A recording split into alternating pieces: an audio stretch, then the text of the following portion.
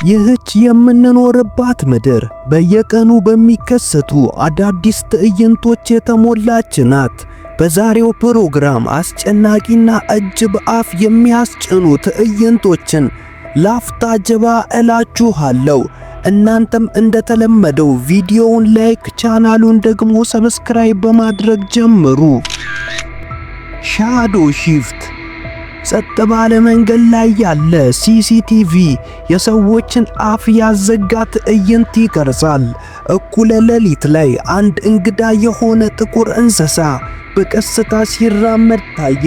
መጀመሪያ ላይ እንደ ማንኛውም የባዘነ ይመስላል፣ ነገር ግን በጨረፍታ ብቻ ቅርጹን ቀይሮ ወደ ሰው ተለወጠ። ከዚያም ምስሉ በእርጋታ አቅራቢያው ወደሚገኝ ቤት ገባ። ባለቤቱ ቀረጻውን ሲፈትሽ ያየውን ማመን አልቻለም። ቅርጽ ቀያሪውን በቅርቡ እንደተመለከተ እርግጠኛ ነበር። ከዚያ ምሽት በኋላ ታሪኩን ለሌሎች ማካፈል ጀመረ። እናም በአካባቢው ያለ ማንም ሰው ያንን መንገድ ዳግመኛ አይቶት አያውቅም። የጎዳና ላይ ጥላ።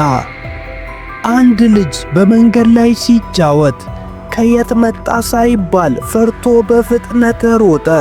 ይህን ያህል ሊያስፈራው የሚችለው ምን እንደሆነ ትጠይቁ ይሆናል።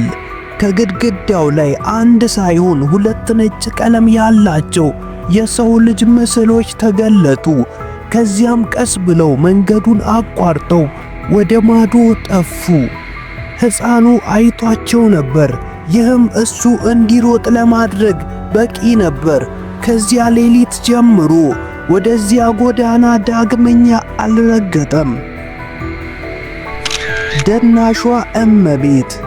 አንድ ምሽት አንድ ነዋሪ በሰላም ተኝቶ ነበር። ድንገት ግን እንግዳ ድምፅ ቀስቅሶት ከመስኮቱ ውጭ አጮልቆ ሲመለከት በሌሊት የባህል ልብስ ለብሳ አንድ አሮጊት ሴት ስትጨፍር አየ። ነገሩን የከፋ ያደረገው መደበኛ ሴት አለመሆኗን መገንዘቡ ነው። እሷ በጣም ታዋቂዋ ሰርቢያን ዳንሲንግ ሌዲ ነበረች። ለጥቂቶች የምትታየው አስፈሪ መንፈስ፣ በጣም መጥፎ ነገር። እሱም ብታየው ኖሮ ወደ እርሱ ትሮጣለች። ሰውየውን ስላላስተዋለችው እድለኛ ነው ማለት እንችላለን። ነገር ግን ሊሆን የነበረውን በማሰብ ለረጅም ጊዜያት ከዚያ ፍራቻ አልወጣም ነበር። የማይታይ ኃይል። ጸጥ ባለ መንገድ ላይ ሲሲቲቪ ሁለት ሰዎች አንድ ላይ ብስክሌት ሲነዱ ይታያል። ድንገት ከሁለቱ መሃል ሴቷ በማይታይ ኃይል እየተጎተተች እስክትወሰድ ድረስ ሁሉም ነገር ደህና ነበር። እሷ ከማንም ጋር እየታገለች አልነበረም፣ ነገር ግን እየተጎተተች እንደሆነ ግልጽ ነው። አብሯት የነበረው ብስክሌተኛም ሊረዳት ቢሞክርም እሱም ይያዛል። ምን እየሆነ ነበር? ግን ልክ እንደዛው ወደማይታይ መያዣ ውስጥ ተስቦ ነበር። ምንም ነገር ማየት አይቻልም፣ ነገር ግን ኃይሉ የማይካድ ነበር። ምንም መልስ ሳያስቀር የሲሲቲቪ ምስሉ ያበቃል። ማንም ሊያደርገው የሚችለው ነገር ቢኖር በመጨረሻ መንፈሱ እንደለቀቃት ተስፋ ማድረግ ብቻ ነው። መናፍስታን ልጆች።